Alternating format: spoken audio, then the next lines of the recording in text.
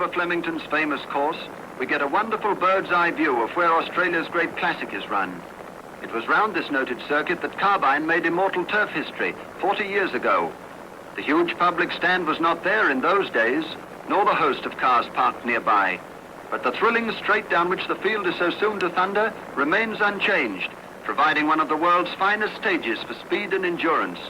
From near and far come the excited crowds, for the Melbourne Cup is on. It's 1933. The crowds literally poured onto the Flemington racecourse.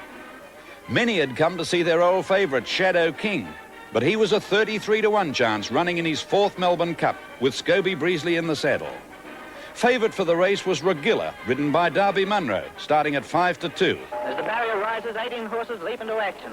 And another race for the famous Melbourne Cup is on. They come onto the course proper, and Flail is in front now from Shadow King, with Metallurgy close up next, and then Green Horn. Topical holds his position on the rails. Next is Hallmark, closely followed by Peter Jackson and Gain Carrington. And they come on towards the stands the first time, with Flail and Metallurgy making the running. Just behind them comes Topical, Greenhorn and Shadow King all in line. After a gap is Hallmark, and then Gain Carrington and Metallurgy. Going past the mile, Flail and Metallurgy are still the leaders. Close up behind them, making up his ground now, is Topical running third, and then comes Shadow King.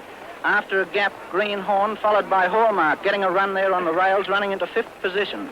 They swing round the turn into the straight. Flail is the first to head for home from Shadow King, with Gain Carrington coming very fast on the outside. And when they settle down in the straight, there is little between Flail and Gain Carrington, who now goes to the front.